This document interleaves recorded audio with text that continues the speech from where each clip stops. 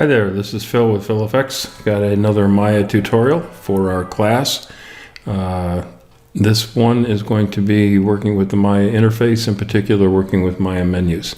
Let's go ahead and get started. So one of the features that Maya has with its menu system is that you can tear the menus off, and this is actually very handy if you're doing some work and you've got some commands that you need to repeat. So the way that you do the tear off menus is, let's just go up here, say to the create menu.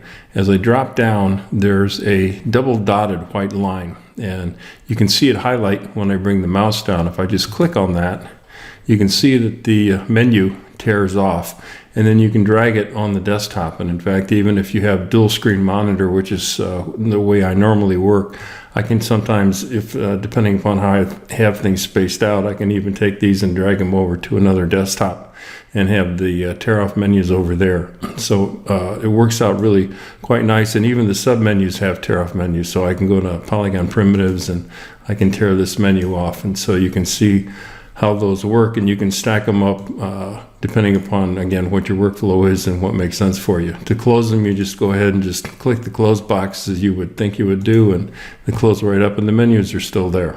So one of the things that you can do with menus, in addition to tearing them off, is many of the menus have an option. And so that means that working with that menu command, like going down here to the sphere command, there's this box here. And if you click in that box, that calls up options that have to do with how you create a sphere.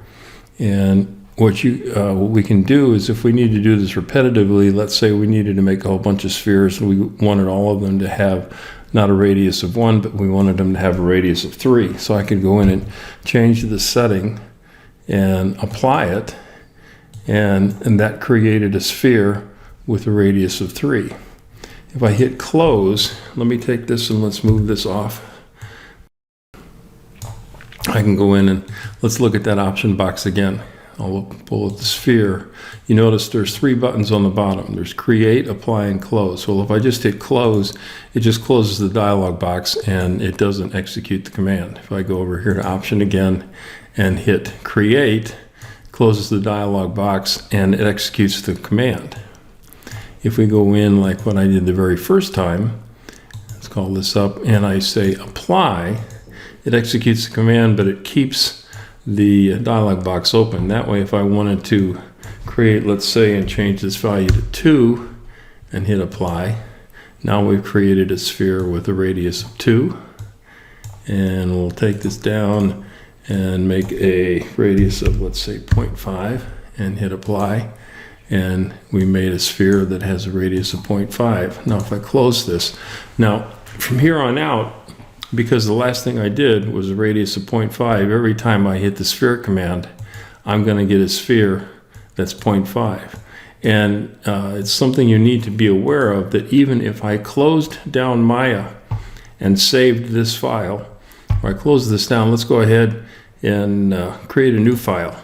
I don't need to save this one. So we just create a new file, but if I go in here and hit the sphere again, notice that it's still 0.5. That means that that 0.5 setting actually is not saved with the scene file that I created. It's actually one of the preferences that's set for the Maya program itself. And well, I don't want to do it because it takes a while, but if I closed Maya down and started Maya back up, this sphere command still would be set with the preference of being a 0.5 radius. So if you want to get that back to what the default value is, we go into here and we go over to edit, and here's the menu pull down to reset the settings. So if we reset the settings, it sets it back to what the default value is. One thing you want to be aware of in this resetting to default values and saving the settings works with all the menu commands that can pull down and have a dialog box. So you can, if something comes up and it's not working the way you think that it might be working, one of the first things you may want to check is go over here to the edit menu, reset your settings, and see if some of the values change. If they did, then that means that somebody who was using the program at one of the school computers before on the computer you're working with probably changed these settings. Maybe it was you, maybe it was someone else, but the values were changed, and so you need to reset those settings so you can get them back to the default value. And the other thing that you saw here is the save settings command, and that's very handy if you've got a lot of parameters.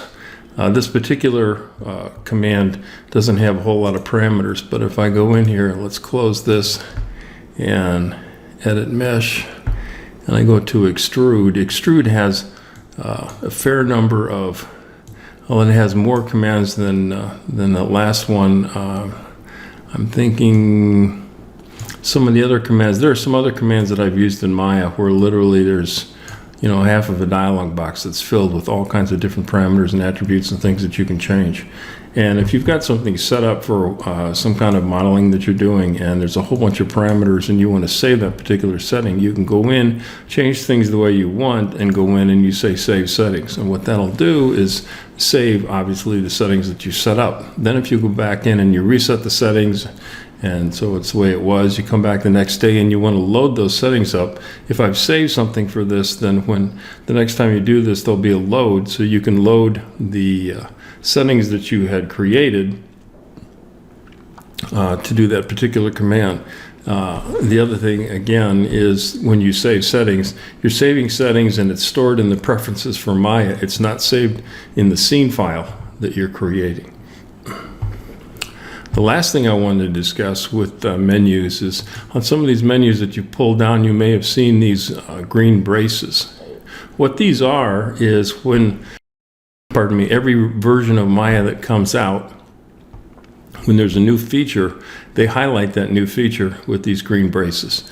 And that I like it because oftentimes there's things I haven't seen. I like to see what's new, see what's been changed, and having the green braces there help me to see what's been modified. If you don't want to see them or you want to control how that visually looks, if you go up to the Windows setting and preferences and then go into the preferences menu, the very first tab here, interface, if you go down here, we'll highlight what's new in this release. If I click this off and hit save, notice all my green braces disappeared here and all the green braces disappeared on the menus. If I go back to Windows setting and preferences, say highlight, turn that back on, hit save, all of my green braces came back.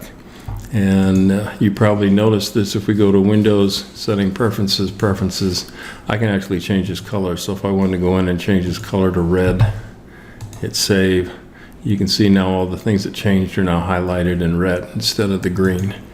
I like the green, so I'm going to go back in and we'll change that back to the green.